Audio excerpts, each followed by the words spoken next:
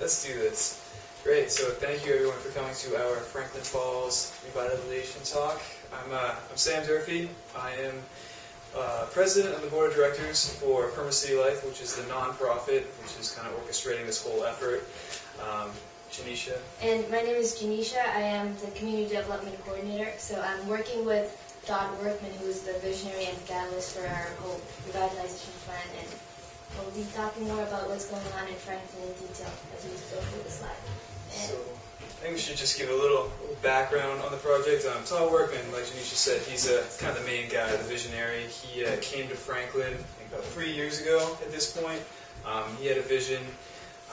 He was in the world of finance, so he kind of had a background in money and how all this stuff kind of works and how you pay for things, which is very important when dealing with the city and the economics of people, because this is very much a people-oriented in their environment rather than, I'm sure there's so many presentations today talking about plants and soil, and so we got ourselves out of the ground a little bit, and it's a little bit kind of a higher viewpoint.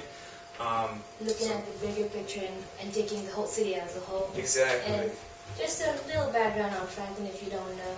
Franklin is the smallest and the poorest city in the state of New Hampshire. It has a lot of problems going on as it is right now with drugs, lower rate of education, and so there's lots of bad things happening in Franklin. And once the mills shut down in the 60s and 70s, there's never been an Act 2 in Franklin, so it has been degrading for the past 30 years or so.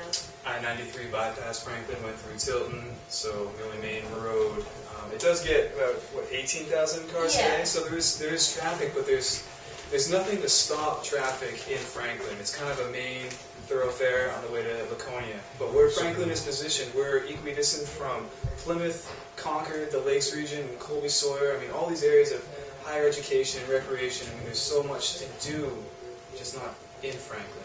And Franklin is the geographic center of the state of New Hampshire, so it's right in the center. And just something to dive back with Todd. Todd grew up right around Franklin. His father went to high school in Franklin, so he has some ties to Franklin. And one day, as he was walking down the downtown, he saw all these buildings that were empty and nothing was going on. So he thought about what is the reason behind this and how can we revitalize it. So that's when he was introduced to permaculture, and the whole vision and everything started right at that moment. So his introduction to permaculture was he was playing tennis with Woody Miller. Woody Miller's father up at his tennis camp, and he saw a permaculture book on the bench, and he said, what is this? And he started reading it, started getting into it, and he's been to multiple workshops up at D-Acres, so this kind of was the beginning for him, and then he's applied that with his background in finance into how do you do this to a city? A city is a living organism, and we all are part of it. So his vision, carefully selecting development projects and transformative investments to leverage the distinctive physical assets of our downtown and maximize the economic, environmental, and social potential using the principles of permaculture. It's very much a loaded statement.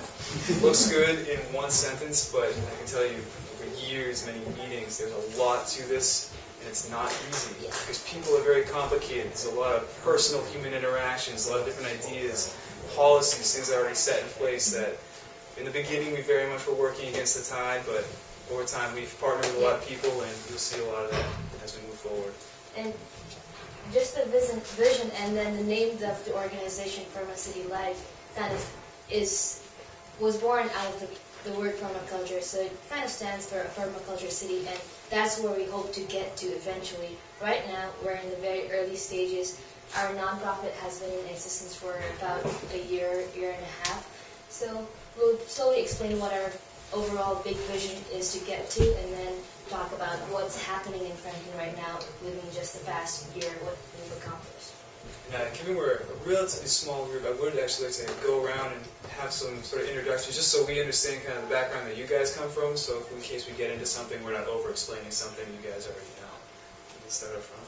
Just name and where you're from, and okay. What brings you here. Daniel, I'm from Walpole, about half hour away. I managed the Bellows Falls Farmers Market, which was rated, Bellows Falls was rated the poorest town in Vermont this year. And we've been working on trying to get something going there. So that's why I'm attracted to this workshop. Slansky, live in Connecticut. And I'm retired. My background is in high-tech and new products. But I'm kind of toying with the idea of relocating to New Hampshire because I like it up here. And I saw your blurb, and I'm interested in permaculture, so I saw your blurb and thought, yeah, it'd be interesting to just see what you guys are thinking about, and if there's, might be more interesting down the road. Awesome. Great to have you. My name's Jen, and I actually teach at Franklin High School. Woo! Excellent. So, just finished my first year there, although I've been teaching for like 28 years, but this is like my second career, and I'm really interested in connecting with you. I've wanted to ever since, I live down the road like 10 minutes away, but yeah, so I just kind of want to see what ways we can connect with the school and the school district, and just as a little like mini background, like I actually was pink slipped because there's always there's like a $1 million budget shortfall and the city counts, I don't know, it's all new to me, but like I got pink slipped, I'm like, oh well, but then I just got reinstated. So the school, what came out of that was like going to all these city council meetings, and then like a lot of people are like, well, that's really cool, but people aren't going to move to Franklin unless there's a solid school system. Yeah. So I would like to be part of that Awesome. dialogue.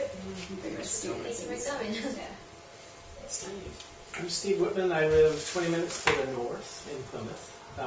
And I've been involved in Franklin since the 2006 charrette, and then through some of the permaculture work. So I'm excited just to get up to speed on all the stuff you guys have been doing. A lot of stuff's been going on. Exactly. It's hard to track. Right. Oh, yeah. I'm Emma Henderson. I study landscape architecture at the University of Edinburgh in Scotland, which is like far away. But I'm originally from Boston, and my dad's actually a city planner for Massachusetts, so this interests me, and then the landscape aspect of it as well. My name's Jen Risley. I live here in Keene, or over in Keene. Just really interested in taking some of the lessons you've learned and applying it whatever way our community wants Sure. it. Excellent. I'm Pete Perney. I'm a nurse anesthetist in Franklin. I've been there for over 20 years, and I've seen better times in Franklin. Even in 20 years, it's gone down a lot. I sit on the advisory board to PermaCityLife, and we're building a permaculture property right now as we speak, right up the road from where I live in Plymouth, New Hampshire right now. And so, budding permaculturist. You're deep. I'm Cynthia Bazinet. I live in Peterborough, New Hampshire now, but I'm from Massachusetts. I'm a high school educator, a city girl, grew up in Worcester, so I'm interested in what small cities can do around this subject. That reminded me, I should also say that I am a planner by day. I work for the Central New Hampshire Regional Planning Commission, so that was kind of my intro into this. And right now we are working brownfields, and there's a whole bunch of brownfields in Franklin. We'll get to that. Okay. So, I'm sure a lot of you have seen this before, many aspects of permaculture that we are trying to tie into Franklin, and how everything works together as one, how we staff functions, and just you have your buildings, tools, and technology, and how does this all work together? Zenisha, from there. Yeah. So, Come on. Yeah, right here. So, a city kind of works like an ecosystem. There's lots of moving parts, so we have to look at infrastructure, the people, the education. So we are looking at every aspect of the city in different ways, and using permaculture as a lens on how we can actually build a sustainable city. And our eventual goal is to become a city that's self-reliant, not using much of fossil fuels, having a detached alternative energy grid, zero waste in the community, alternate transportation, and having a really good local food system in the region. So that's all of our vision, our bigger picture goal. And we want to get to it through using the principles of permaculture, and just show you what our approach has been so far, what we've done so far. So So there have been some rocky spots throughout our travels in Franklin, but we have accomplished quite a bit as well. So we'll kind of go into these here. So as Steve mentioned, there was a design charrette back in 2013. Steve and a number of other local permaculturalists, they stepped up and they started kind of drafting some ideas for Franklin. And there had been 5, 6, maybe 7 other design charrettes since the 1960s to get Franklin back on its feet because, lost a huge industry. There's a huge vacuum. We need to fill it with something that to keep the city alive. But all of them flopped. Yeah. All 6, all 7. Quick question, what's the population here? About 8,500. Yeah. 8,500. So Okay, relatively thank you. small. So this 2013 design charrette kind of got some ideas rolling. They targeted some buildings, they targeted some landscape techniques, some bioswales, ways to work a parking lot a little bit better, to use the natural resource of rain, and how we don't pollute the rivers, because we have 3 rivers in the city. We have the Pemigewasset and the Merrimack, or the Pemigewasset and the Winnipesaukee. They merge together to form the Merrimack. We have 2 hydroelectric dams. Water is a huge resource. And we have a bunch of paving and parking lots right around the rivers, and so that is contaminating the drinking water for Concord and Manchester, the 2 larger cities downstream of us. So, And what's unique about this design charrette was that all the other design charrettes that have been done in the past are somewhat common. Like it could be any city's name that was industrial at one point, and that could be applied to anyone. But when this permaculture design charrette happened in 2013, led by Steve, it really resonated with a lot of people in the surrounding area and elsewhere too. So people started coming together and trying to make this a reality, and that's when we started forming this nonprofit redevelopment entity, PermaCityLife, because we needed a formal organization that would catalyze this movement. And we're not just revitalizing the city, we're kind of trying to start a movement towards becoming a better permaculture city. and as Zenisha said, a lot of these previous charrettes, it was very generic. It could have been any city, and we needed a niche. We needed a way to capitalize and market Franklin as something different.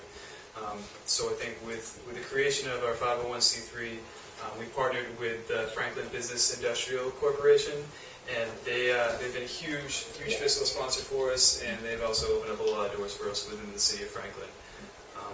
For those of you who don't know about the FBIDC, they're the economic arm of the city, so we've kind of formally partnered with them to lead a lot of the initiatives. And when we first started, there was a lot of pushbacks from different entities, but now that a year has passed, we've accomplished a lot, and now we're working with the city hand in hand to move forward with a lot of our projects. Like I told Todd in the beginning, Todd was very headstrong. Thought this idea was the solution to everything, and if anyone told him no, he didn't want to hear it. And I can't blame him, because when you are aware of the benefits of permaculture and the idea behind it, you just. I remember sitting in Steve's class back in 2012. I was blown away as a college sophomore. I'm like, I found it. This is why I went to college. This is exactly what I need to know for the rest of my life. But then you've got to learn how to tell that to other people and not try and jam it down their throat. Recognize that there is already a system in place, and how you work with that, because it is all systems, and getting them to work together in harmony is really the essence, I think, of permaculture. And applying that to a city is quite challenging. So city council was a big hurdle for us in the beginning. I remember, I think, about a year ago, we went to them, because we've purchased a number of buildings along Main Street, some of which are apartments, some are storefronts. Parking. You're going to have parking in the city. So we needed 14 parking spaces. We went to the city council to have a discussion with them about how we were going to do this, and we decided something creative, but so it was a really relatively simple, basic conversation. There were parking spaces, but we had myself, we had Todd, our executive director, we had the CEO of the bank come, we had a professor from Colby Sawyer come to talk about parking spaces. And everyone had about maybe a 2-3 minute blurb of parking spaces in their delivery to City Council, but then went into how strongly they feel about this project. And it's like, one stick is very easy to break, but a bundle is a lot more difficult. So that, I think, was a big turning point, just personally in my eyes, seeing everyone stand up literally for permaculture and PermaCityLife and deliver this parking space speech to the City Council. I think it was very telling that the support was growing.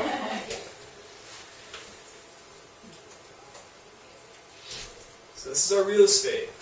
Quite a bit on Central Street. Central Street is the main drag. What is the route again? What is that?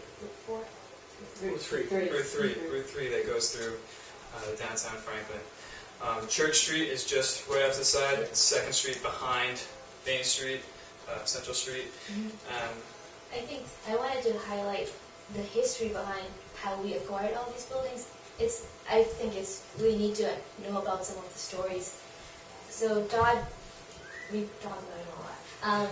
He went in and he bought these 7 properties right in the heart of downtown that has the highest visibility but are in really bad shape. And then eventually it was all transferred for the nonprofit for liability purposes and to be able to make use of grants out there. So these 7 buildings are now owned by nonprofit. These are old block buildings, stone buildings, and we're also involved with a couple of mill buildings along the river, looking at the bed.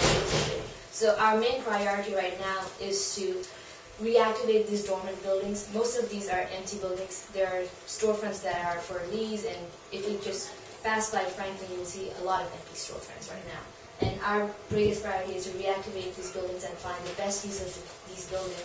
And we do not want to just bring in any store like a Subway or McDonald's. We want to bring in businesses that fit our vision of tying into permaculture and that are sustainable and socially responsible. So we have identified a couple of businesses for some of our buildings and are still looking to get more new businesses and younger people into our city.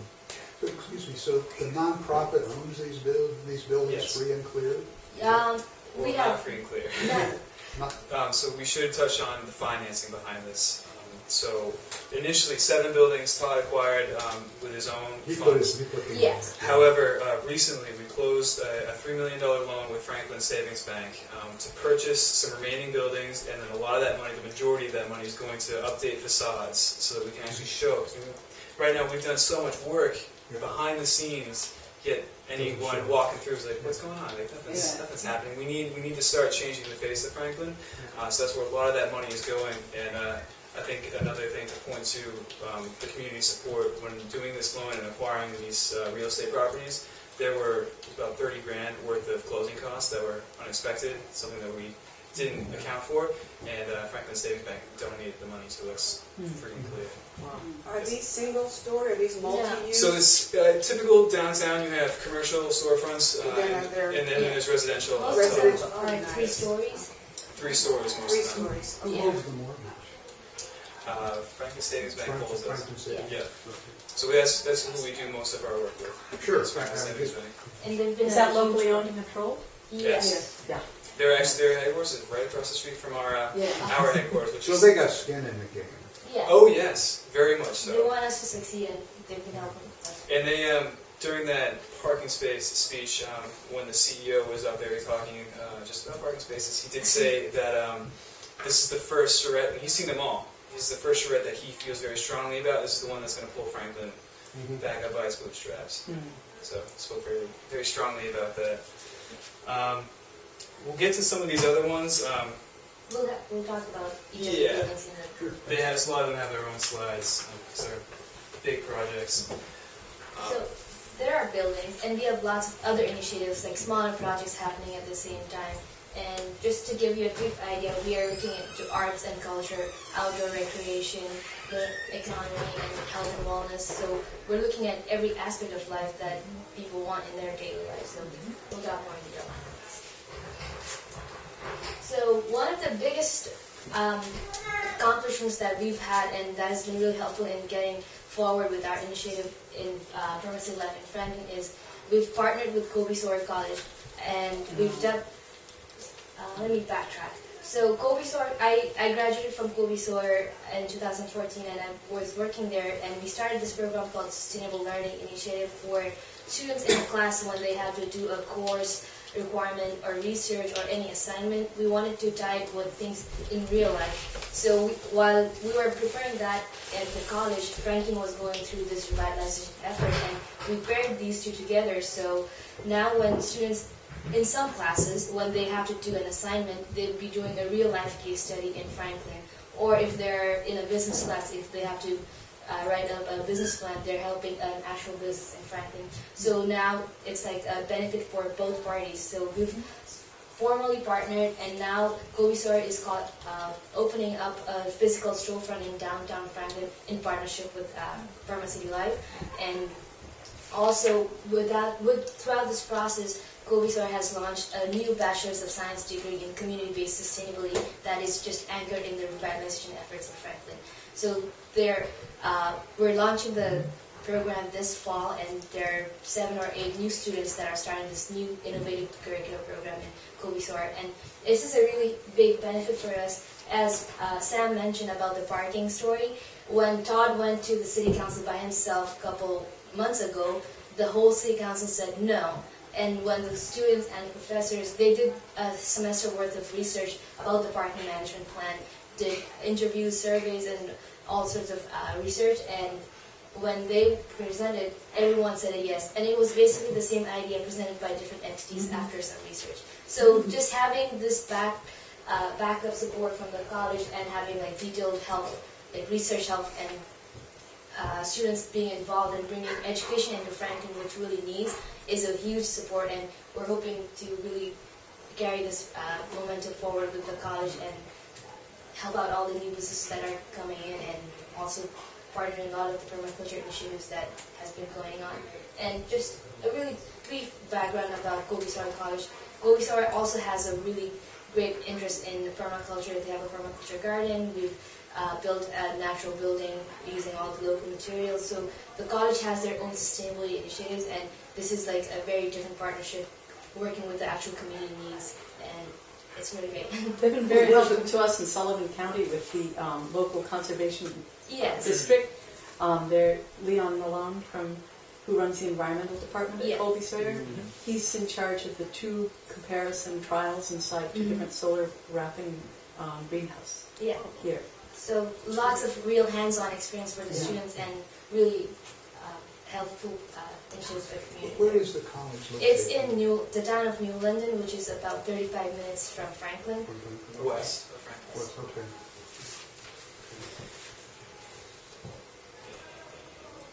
So, again, back to some of the financing. We like loans, those are nice, we get a lot of money that way, but we also like grants because that's free money, that's the best type.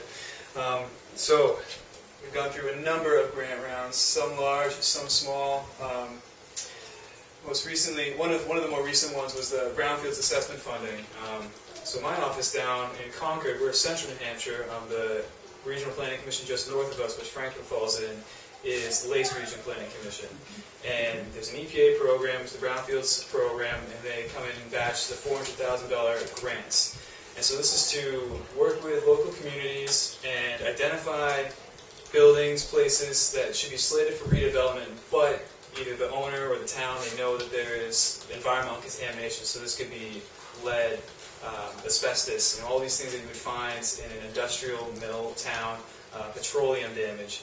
And we have quite a few of these. So these funds end up going through a regional planning commission. They work with consultants such as Novus Engineering, Crederi, or Ransom, and they will all, they'll do kind of an initial looking through some of the records of the town to see, what type of business was there, what is associated with that type of business. They'll establish a safety plan, and what's going in is the building sound. Going in, are we going to be able to do testing? Are we going to need hard hats? Are we going to need to support the building in some way? They'll go in, they'll do a phase 1, where they'll locate and identify what could potentially be harmful as in environmental contamination, such as your lead, asbestos, any barrels if they're still in there, underground storage tanks. So these are all fun things, and then they'll assess. They could do a phase 2, phase 3, but this is a whole other program. So we got funding from them. They're hoping to do a number of projects in Franklin. There are 3-4 mills right on the river that's within our area of focus, and we know that one of the buildings that's heavily contaminated used to be owned by Stanley Tool Company, and they used to create hacksaw plates, and all the contaminants were just dumped on the soil, and there's a lot of contamination. And one of the unique things that we're trying to do is bioremediation to eliminate the contamination. Traditionally, in other places, they just pick up the soil and move it elsewhere, but we want to be creative and use organisms to clean up the soil. And this hasn't been done elsewhere, so we have classes at Colby-Sawyer that's trying to do some research, and professors have been leading some research to see if it's feasible, and working with the Lake Susan Planning Commission. So we're looking at alternative ways of being very working with the nature in terms of trying to clean up our environment and be creative about it. As this is a riverbank, how do you safely and responsibly remove an entire riverbank and replace it with soil? And that's the traditional. So what we'll do is we'll kind of inoculate it with fungal that will bond the chromium to the metals, because with the rainwater it leaches it out and then just brings it right into the river. So one batch will bond it to the metal, and the second batch will actually just eat and dissolve the metal entirely. So this is over a number of years, so it's not instant, but it is a little less of an impact on the riparian buffer. It's going to take some time, but we hope that we can make it successful through the bioremediation. Question? Yes. Please. Elements.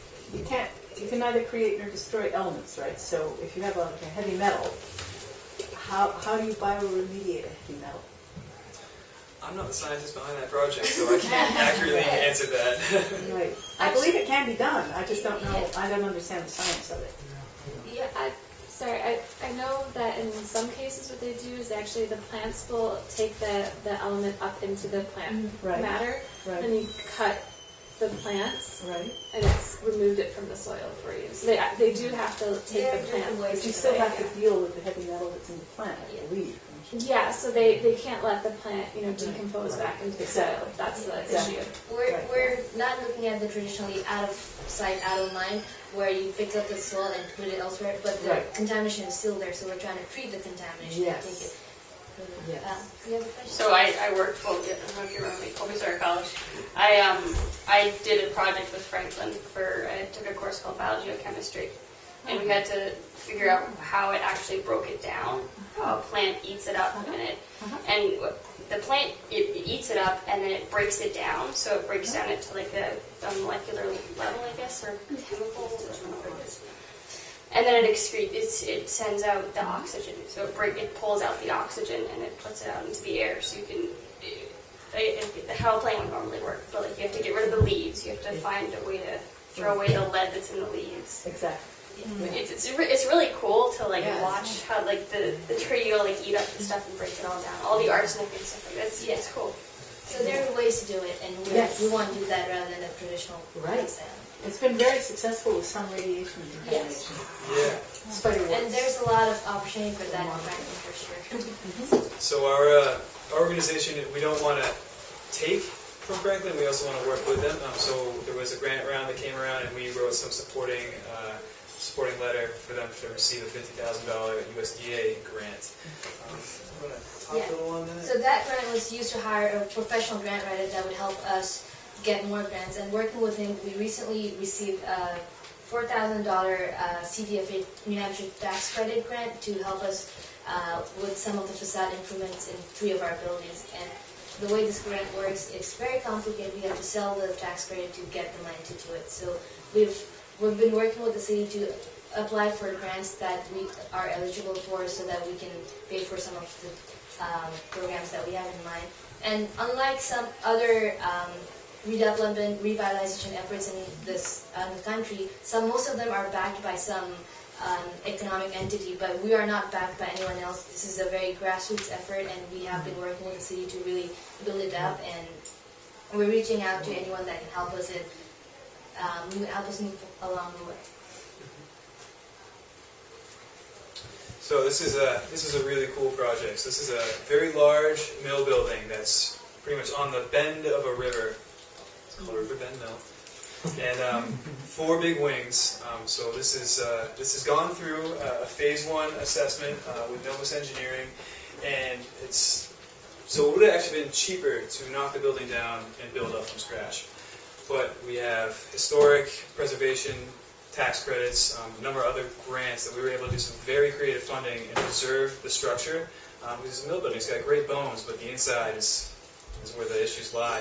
So we've been working with Kyle Barker out of Warren Street Architects in Concord, and he actually participated in a permaculture class that Steve led in conjunction with Colby Sawyer, an urban permaculture class. So he kind of got a really cool idea of how permaculture works, and I remember working with him on just a little design, and his face was lit up. It's like, this is so cool, like, I can't believe how this works, and I'm thinking like, wow, it's really good to get an architect in there to build buildings in this idea of kind of working with people in the environment.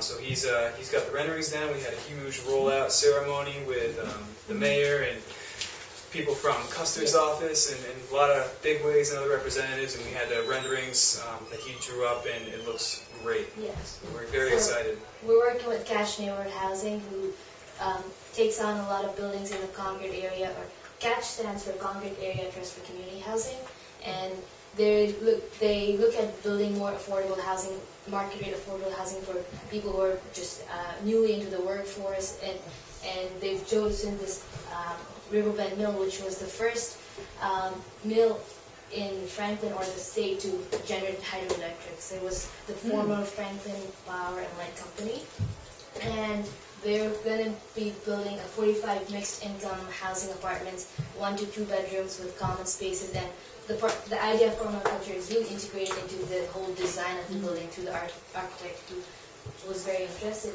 And one of the key things that's important for our movement to really become successful is that we need people living in our downtown. If we want to have a vibrant downtown, people should be living there, walking to places. So this will be one of the great opportunities for people to actually live in downtown. There's a really big, I think, 10-acre park right next to it, and the downtown is like a minute from here. So when this is done, it's going to bring a lot of people. And working with Colby Sawyer and their marketing class, we did a segmented marketing research and have identified people who we want to bring into town, and it includes millennials, the younger generation, veterans, old retirees, and then artists. So we want to build a really very vibrant community, so we want a different mix of people. It's not just like one type of people, so we want all income levels, all groups of people.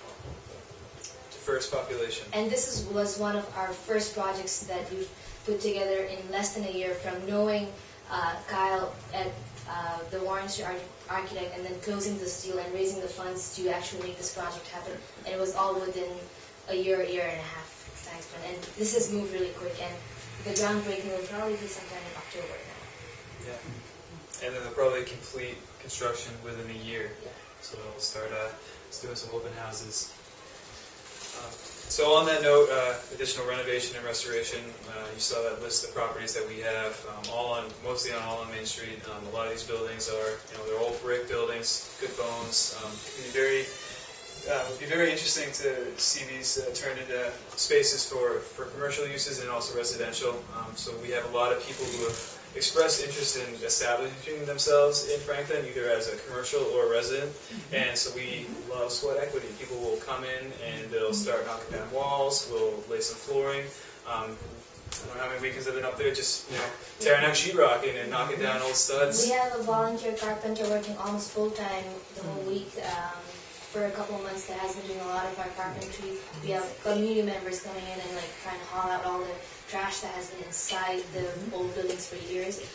This corner storefront, I think, when we first got the building, it was full of 5 or 6 layers of drywall, 5 layers of ceiling. When all that was opened up, there was, I think, 1,000 tons of trash that had to be hauled out because there was so much things in it. And it opens up the space. I mean, these are old brick buildings with high ceilings. I mean, very beautiful on the inside. And we want to preserve that historic aspect of the whole building, and also repurpose all the materials that which we can. So reclaimed barnwood or anything that we can save, we're saving and trying to incorporate into the design of the buildings. So these are some of the businesses that have started popping up in Franklin. Take Root is a co-working center. So we have a space on the second floor of Toad Hall. And this is really kind of turning out into an area, and this building is very open. The room itself is it has no walls. dividing the room up. So having people together, multiple companies working and sharing some of the resources. Like we're hoping to get a fiber optic cable to come through, and to have that. It's already there. It is already there. Yeah. See, lots happening. Just a quick story. I like storytelling stories because I think what's unique about this whole project is that each individual that has been drawn into this project, something else has been drawing them in, and their background is really unique. The person who's running Take Root, he is from the Netherlands, and he's into IT. He works mostly on web-based things for IKEA and some other companies. And he came in and he was looking to start looking to rent an office space either in Concord or somewhere, and he got really entertained by the vision that we had through the design charrette, and then Todd convinced him that we should open up a co-working space, and we've been working with him to really renovate the second floor of the toad hall and then another building. So we punched the hole through the wall to go into some smaller private offices, and the renovation is almost complete, and its grand opening is in September 1st. And another key business that has been playing a big role in making a lot of things happen is Outdoor New England. It's run by Marty Parishan, who by trade is an aeronautical engineer designing air control panels for Sikorsky and helicopters, all sorts of technical stuff. But he's really interested in being with the outdoors, kayaking, biking, mostly kayaking, whitewater. And he wants to start up a whitewater rafting. We have plans for a whitewater park, we'll talk about it later, but an outfitter stores for outdoor recreation, and also focusing on education and the environment, so getting kids outside to learn in the environment. So he opened up the storefront, renovating the whole space almost by himself and a lot of volunteers. So he's a key player. We have the Franklin Studio, which is an all-volunteer-run coffee house in Franklin. That was, I think, the first business that opened up in Franklin. In one of the community meetings, there was a lot of discussion about something needs to happen with Franklin. And Joe Brown, who's a longtime resident of Franklin, she said that we need to stop talking about it and actually start doing something. So her and some other folks renovated the whole space, and then it's an all-volunteer-run coffee house, and now they just expanded their storefront into the next space. So a bigger space, more seating, and they're featuring a lot of New Hampshire-made products there. And it's still all volunteer-run, by the way. And Will you say the name of that outdoor guy again? Marty Parishan. And obviously we've talked about the Welcome Center, Colby Sawyer's presence on Main Street. So hopefully that'll expand and be part of our educational mission as well. And a couple other businesses. There's a new, it's a consignment store, but looking at, they're repurchasing a lot of clothes that are still new, and some of them use upcycled, refurbished furniture store. So instead of throwing out the heavy-duty industrial appliances that are broken down, they repair it and then they sell it. So they're repurposing that.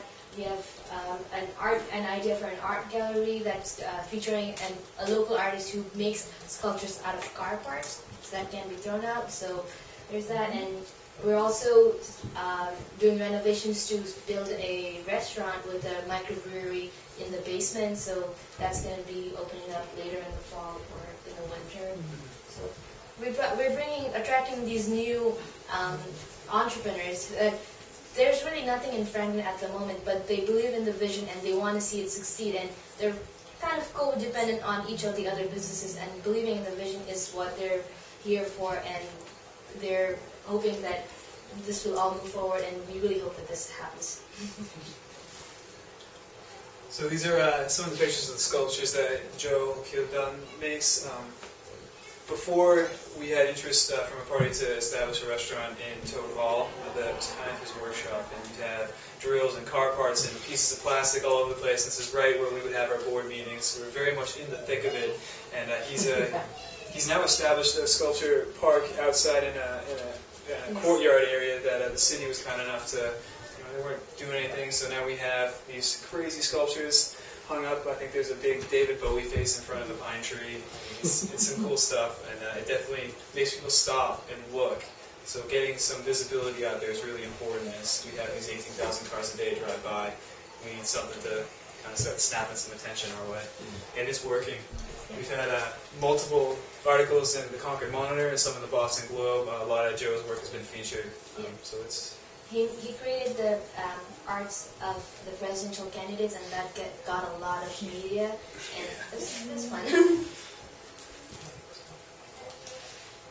All right, so one of Marty's other interests is he's kind of our outdoor guy. There are so many trail systems in New Hampshire, and a lot of them are they're really nice, but you have to drive to them. So what we're trying to do is start to link them. And I know just in my office alone at the regional planning level, we've been working pretty heavily with the Northern Rail Trail, and we want to be able to, ride our bikes from Salem, New Hampshire into Canada eventually. But all these networks need to be connected. So part of this effort is we're working towards a TAP grant, so a Transportation Alternative Grant from NHDOT. $200,000 to start working to connect some of these trails. And we've been talking with Mark from Highlands Mountain Bike Park to start connecting that. And we also have Franklin Falls, which is a great mountain bike area. So if you could start connecting these and you start planning a vacation, and this is a world-class area of mountain biking where you can bike your entire vacation from one mountain bike park to the next, and do trails and have businesses set up along. It can be really cool. And we're not reinventing this wheel. This already exists there. There are only certain parts that's missing that we're connecting the links. And one really cool thing about this bike trail is that the Winnipesaukee River Trail ends on one side of Franklin, and the Northern Rail Trail starts on the other side of Franklin. So our vision is to connect those two trails that goes right through the heart of downtown, and it's possible. So we've been trying to come up with an idea, and we've worked with these trail associations to form an umbrella entity that markets this whole interconnected network of bike trails. And when it's all together, it would be 134 miles, or even more than that, and it would be the largest interconnected trail system in New England. Right now it's the Kinland Trails in Vermont, but this would be bigger than that. And we're not trying to do something new, it's just connecting the links, and it's gorgeous trails over there. Who's coordinating this? It's the same guy, Marty, and we're working with a lot of different... Which organization? It's through PermaCityLife right now, but we have other trail associations that are on the same table that we're trying to make conversations, and they verbally agreed, but we're still working in the process of forming a separate nonprofit entity that markets this whole thing as whole, whereas the trail associations still have their ownership over maintaining and keeping up with the trails. So the Whitewater Park, this is another one of Marty's brainchildren. So he's very whitewater centered, loves kayaking. The PermaCityLife is a wonderful whitewater. Yes. It is. Yeah. And yeah, please. So this is one of our biggest projects moving forward. Franklin is economically depressed, as you all know, and we need something to be a driver for people to actually stop in Franklin, to come to Franklin, and we need an economic booster. So the idea of the Whitewater Park is very relevant in terms of the infrastructure that we have in Franklin. Franklin is known as the Three Rivers City because there is the Bemidji-Wasset and the Winnipesaukee that merges and brings the headwaters of the Merrimack. So there's lots of rivers, and historically the rivers have been used by the industries for the mills to run the dams. So anyone here know what a whitewater park is? Does it have those smelly things in it, and like in There Manchester, can be an aspect of it. Yeah. So the idea of a whitewater park is creating some play features where you can do some whitewater kayaking year-round. For now, what limits us doing whitewater rafting on the river is the level flow of the river. So if the water's not high enough, you don't have enough water to flow down the river. As you know, we're facing a drought right now, and for people who are not even experienced whitewater rafters, just tubing down the river, you hit a lot of rocks on the bottom. So the idea of whitewater park is to kind of shift the riverbed and constrict the water so that even at the minimum flow, there's some rapids that you can surf on or flow down the river. And we have a proposed location of a 1.5-mile stretch on the Winnipesaukee River that starts just a mile above the downtown and the takeout point is right at the heart of downtown. And this is a really good location that people raft when the water is flowing. Mostly there's let me back up a little. So the Winnipesaukee River flows out of the lake Winnipesaukee and it's dam controlled. So there are only 2 dam releases on the lake because they have to maintain the water level. There's lots of houses, and it's for logical economic reasons for the region, the Lake Winnipesaukee region. So we cannot really alter the water level in the river, but it has really good features on the river that is really good for whitewater rafting, kayaking, and canoeing.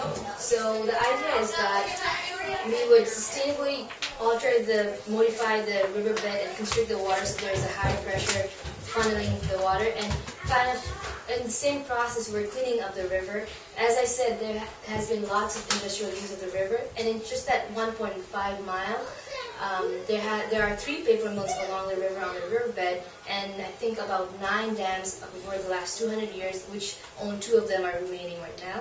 And what this whitewater park would do is that it would clean up all the remaining foundations on the river from the dams that haven't been sustainably removed. There's tons of rebars, contamination, and we would be cleaning up the river and creating these play features where anyone would be able to use the river year-round. Even when the water level is low, it'd still be able to be used. And this is not something new. It has been done elsewhere in the country. There's a very popular one in Salida, Colorado. It has a very small town like Franklin, and it has really helped boom the economy of that town. And Franklin is in that unique situation too. And a lot of research has shown that these kind of features work best when the river has been heavily altered, and the stretch of the river that we're proposing is the best one for it. There's the PermaCityLife, which was recently named as the National Scenic River because it's so pristine, but the Lake Winnipesaukee is not eligible. The river is not eligible at all because there's been so many dams and industrial use in the past. So this is ideal for that. And another feature that we are adding to this is a 7-acre parcel right along the river on the right side, which is perfect for a viewing spot, community garden, and right now it's currently owned by the city and there's nothing going on right now. So when we plan to go into this implementation phase, we want to clean out the land, do some bioremediation for the contamination there, clear out all the invasive species, and start a community garden there for the community people because it's right in the heart of downtown. And also have some sort of an eco-village where people can camp and tent. So we have a really great location, and this is going to be a really big economic booster for the city of Franklin, and it's going to help all the businesses that are coming into town. And a lot of people are really excited about this project, and right now we're raising funds to do a professional design and engineer to come in and look at the spot and see if it's feasible. We've done some preliminary research, but we want someone to come in and do a professional design and renderings of the park. It's a lot to take in. Yeah, there's lots of features that we're adding into it. It's not just a park. A lot of people think it's like an adventure park or like a Six Flags or something when it's called a park, but it's mostly like cleaning up the river, and we're actually making the river closer to its natural flow rather than like altering it and disturbing the land. And there are also some flood control aspects of this design. So you can see this is not our charrette, but this is the general idea of what we would be doing. So you have your main flow coming through here, so that would create these little swells in the water. So these are the play features. However, you can also see that there's spillway around. So this would help mitigate any flood elements that would happen, or flood events. Because a river is very much alive and very much constantly changing, and a very powerful force.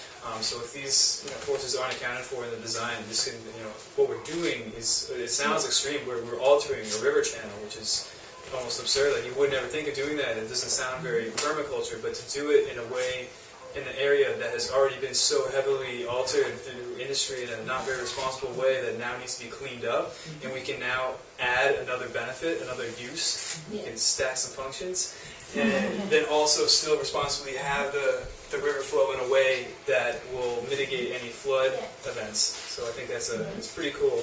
So this has been available for use by larger kayakers, and one thing I forgot to mention is that this would be a free amenity for everyone in the region. We do not own the waters. we are working with the stakeholders to secure a landing spot where people put in their kayaks, that we have that. It would be a free amenity for everyone. Everyone's coming with proper safety measures. They can use the river anytime they want. New Hampshire AMC runs their whitewater paddling safety class. They do a whitewater sort of ground proofing thing on the Tembagé City. Yeah, and Marty is involved with a lot of that things too. He's the guy unfortunately, they couldn't be here right now at the very same time. Todd and Marty are in Franklin doing a fundraiser event for this whitewater park, so that's why they're not here. Does any of the grant money you mentioned earlier go to this, or that was all not yet. Right now, we're in the planning phase, so we have been doing a lot of crowdfunding at the moment. Our goal is to reach 45,000 to get the professional designers and do some contractor works there. And eventually, we will be looking after some grant money to create a community facility and looking at some mitigation efforts and water management. So right now, we're just looking at the planning phase, and we will be applying for some technical assistance grants to cover some of those costs. Is there any floodplain in not that we know at this point. Very built up, very urbanized. There's been bank armoring done. So there are 3 existing ruins of the structures on the part of the river that we're looking at to build the community gardens. Your crowdfunding, is that online based? Like Indiegogo. Yes. Which one? Indiegogo. Indiegogo. We can share you the link at the end of the presentation. We started out in June. We have a couple more days left right now. Okay. And there's some cool, it's just not to pitch this to you guys, but the way Indiegogo works, you make a donation, and then there's like a redeemable for certain things. Local businesses that have offered up, some services or products. Yeah. So it's a way to kind of tie the community together even more. All right, more awards. So we've been doing a lot of the. So in just a year and a half, our nonprofit has done a lot of things.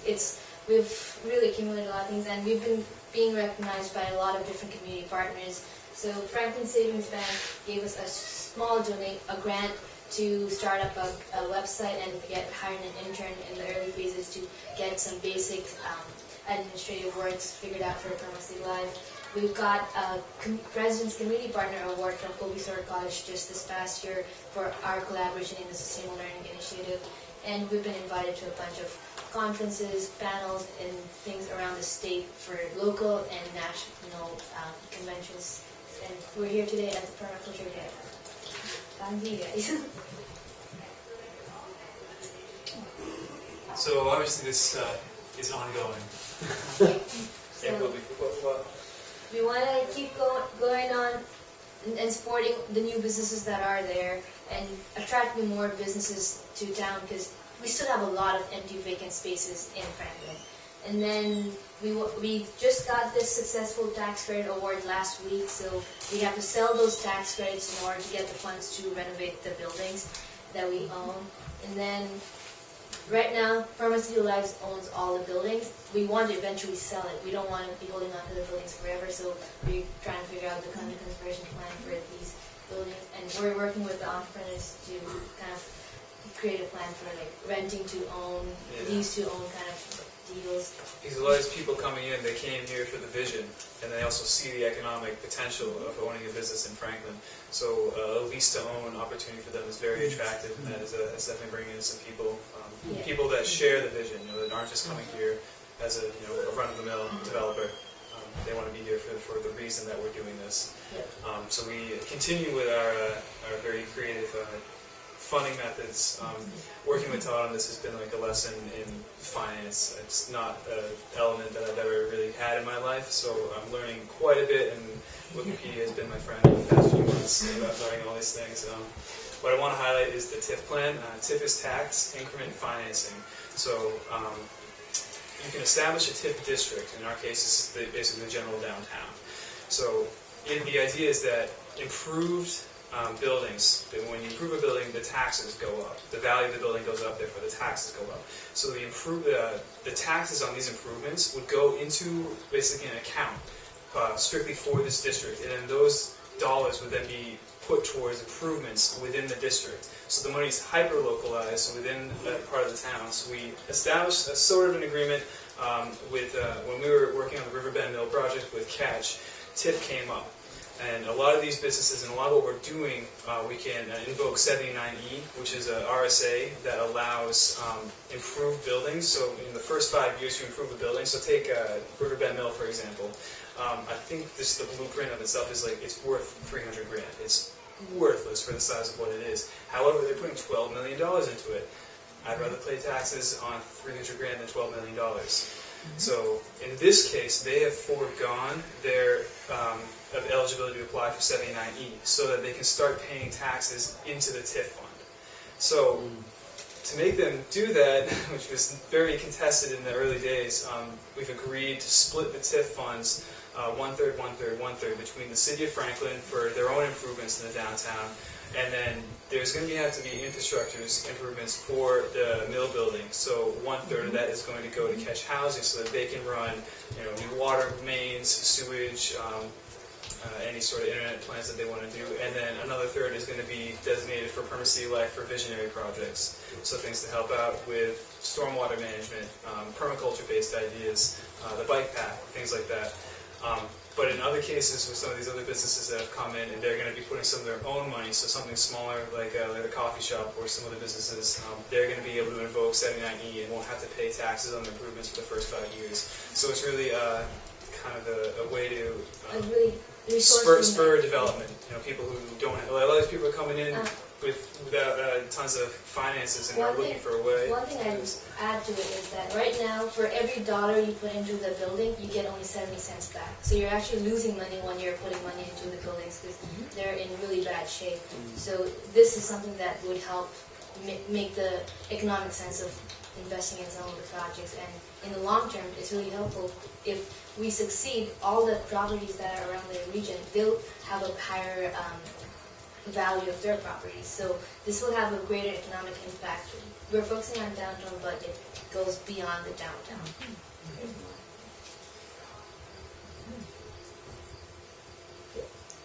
So we've identified a couple of our buildings for their best use. We're still looking at best use for the other buildings that we own, and just yesterday we had an idea about the 2 buildings that are right beside each other and turning into an arts, entertainment, and culture center. So having an art gallery, a music venue, and some like eateries in there, because we want to promote arts in the area, because arts has the power to bring people in. If there's some music, people will crowd around you. If there's some art to look at, people will come by, appreciate it. So we want to have a prominent presence of art in our vision. So we've identified a building.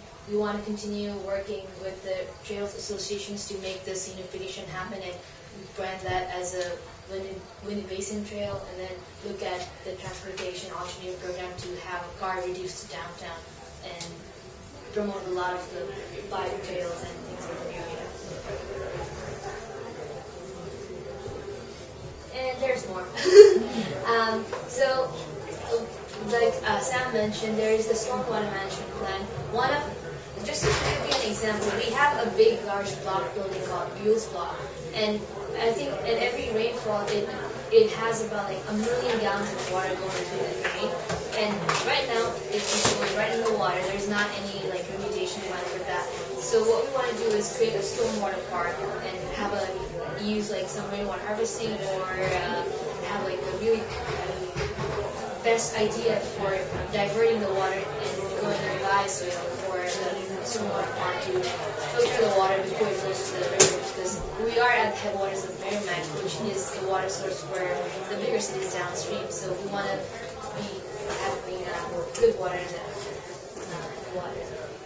The next big goal for us is to become a transition town initiative eventually. Really? Yes. Wow.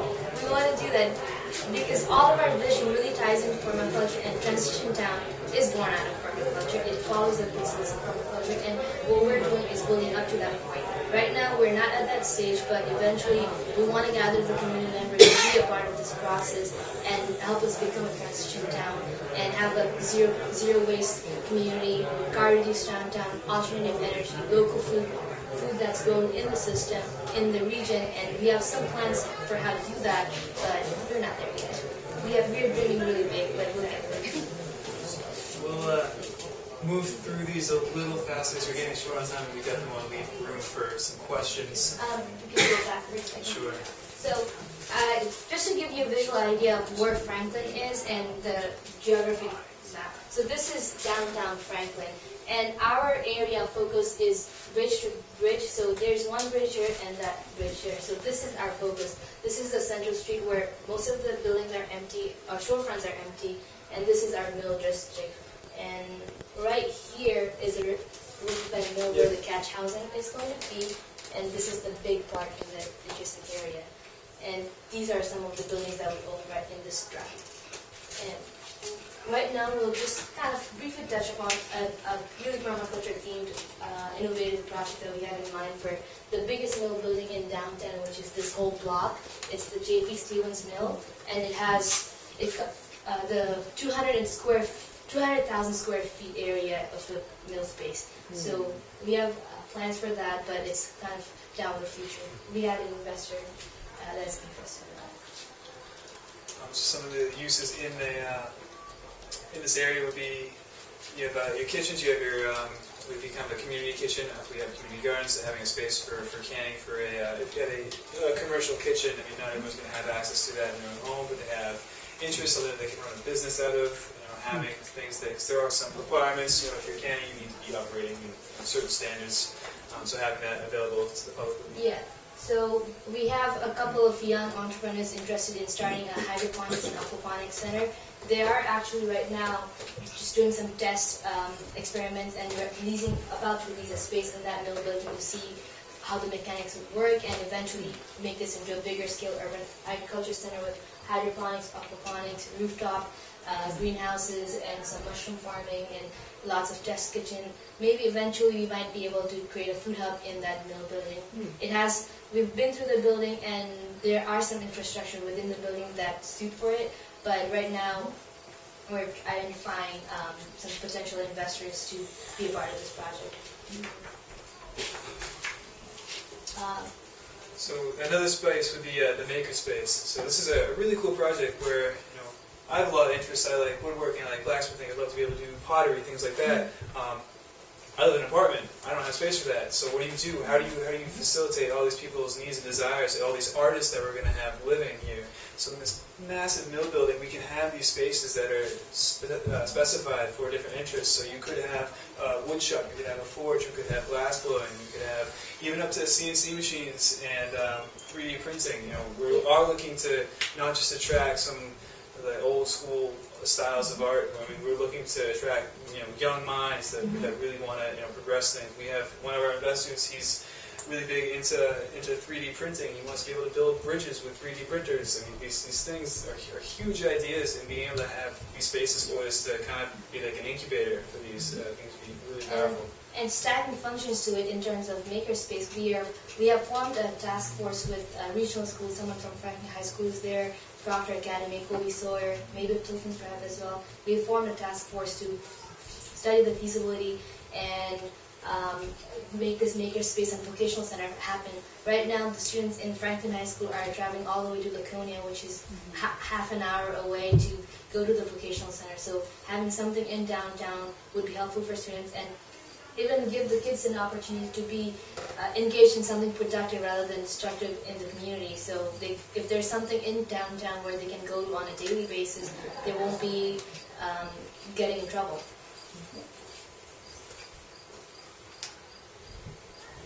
Our goal is to have a health and wellness focus as well. Right now we haven't done much to that, but we have someone who's interested in starting up a holistic healthcare center in Franklin when we have an opportunity, and bringing in some alternative medicine into the downtown to supplement the hospital network that we have in Franklin.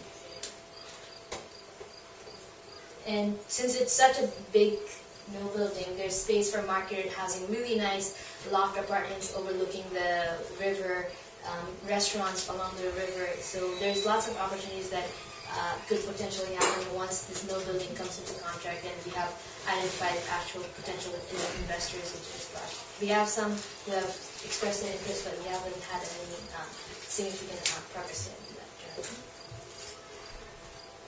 So we have our websites.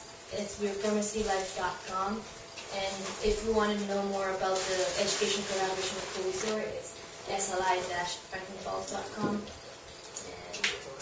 Yes. Yeah. These are just some of the few partners that we have going on right now. PermaCityLife is partnered with education institutions, the city of Franklin, businesses, hospitals, new businesses, and we have lots of partners that have really been helpful, and it wouldn't have been possible to get where we are today without their support. And a lot of our community heroes that are like the early adopters for any of our vision. If they don't believe in vision, a bundle of sticks is harder to break.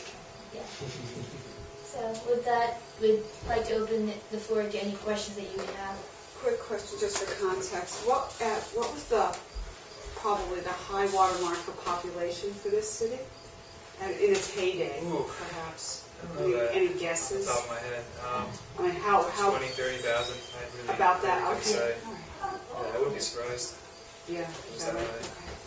Sure. How were you able to convey your vision to people who got excited about it? It took practice. Being able to turn this into an elevator speech is difficult. If you have met Todd, you know that he talks a million miles an hour and you get lost within 10 seconds of listening to him. What's Todd's last name? Workman. It's an appropriate last name. Yes. The guy who works as hard as anybody I've ever seen. Amazing. He is a visionary. If he didn't really take the risk and buy up all the buildings himself, this probably wouldn't have started at all. He sold property, he cashed in his retirement account, he put all his chips on the table for this project, and there was a period of 2 months before we were able to get that loan from Franklin Savings Bank that he almost pulled the plug, but we were able to partner and make it happen. So. What is the population now? You said it's about 8,400. So what do these people do? So a lot of it, some do nothing. So a good, trying to be delicate with it. So a lot of the apartments downtown are, these people either get subsidized housing or are getting, paying for the rent on disability or Social Security. So I remember early on telling this to one of my friends, kind of gave me a hard time about it. She's like, oh, it really sounds like you're trying to just gentrify the area, which I guess you could see it that way, but when we think about it, we're really just diversifying because there isn't a young population, there aren't millennials, there aren't people who are really looking to make the community better. It kind of seems right now it's just like people there are in a holding pattern. So. And something that we've seen in this past few months is that people in the community, they have their own issues. There's lots of drugs and things in the community, but these people are coming out and then asking, like, if you have any small jobs that I can help out, they want to come and help out for some money. So we want to include that community in the process. We do not want to gentrify the community. So it's been a really hard struggle to find that balance, and we are working with a sociology professor at the college to help us find ways how we can integrate this rather than dividing the people. And we own a residential building, and we have people that are kind of have help from the government paying the rents, and we have been including in the process as well. So it's kind of a hard balance there. From my perspective, I mean, I'm just finished 1 year in Franklin High School, but I feel a ton of energy, like there's a lot, I don't know, I feel like that community is generationally traumatized, so that's what, I work with every day, just trying to, heal that trauma. What does that mean? Well, I mean, when all the mills shut down and then people were out of work, and That was 50 years ago when it happened. It's generational poverty, and there was this also other thing that I learned. I don't know a ton, but I learned also there was something where, like, when some of the institutions were shut down, a lot of those people ended up in Franklin because it had like a lot of subsidized housing. So there's a lot of mental illness mixed in with all of that, and then just it's sort of this. I feel like it's a very insulated community. There's really negative stigma about There's Franklin a lot at of the moment. stigma. And But to be honest, these things exist in other communities as well, but it's really highlighted in Franklin because there has been like 30, 40, maybe 50 years of economic depression going on in Franklin, and nothing good has really happened. And right now, the vision has bought into the people, and they're really believing, and things are starting to change. They're seeing progress, like some of the buildings, they're opening up again. So it's slowly changing, but there's still a lot more to work with, and we're just acting as a catalytic organization that's starting this movement. We're not making a big promise that we're going to fix every building. We want to be a part of making that happen, but we don't have the resources to make it happen. So we're trying to start this movement, bring in more people like Marty, Oscar, who are buying the vision and want to start something and make a change in the community. So we're just giving out elevator pitch to everyone, and then trying to attract those people that want to live in Franklin and make this change happen. And also, like, I feel like from the kids I see, a lot of them, I mean, there's a fierce pride, Franklin pride is it's sort of like the school motto or whatever, and so there's a lot of kids there that, I mean, in my like unicorn ideal world, like they're gonna be the ones that are gonna really connect with this and then come back and want to work with it. Open those businesses and like shift. We've seen that happen now. There are people that have left Franklin in the past few years, and now they're hearing about this kind of changing, and some people are moving back to Franklin. There are a couple of older generation of people that have lived in Franklin for years, and now that they're seeing this happen, they want their kids to come back. So just a story, we had a gentleman who lived in Franklin for years, and he's interested in bringing his son back to Franklin and have him live in a loft apartment. He's currently the chief fundraising officer for MIT, and he's an artist, and he wants to have him be involved in this project, and he's interested as well. So we're seeing that generation coming back. We have a filmmaker whose family's from Franklin, and he's helping us create some videos and documenting this whole process. And it's there's a lot of volunteerism that's going on in our project. We don't, like we said, we're not backed by anyone, so we depend on community members to help us make this a success. We're pretty much at the end here. I just want to make sure you guys know that. Oh yeah. Yeah. Any other questions? Comments? Make a comment. So the project hinges heavily on dynamic, interested young people like you guys, and we're very proud to have you in the community, because that's what makes it great.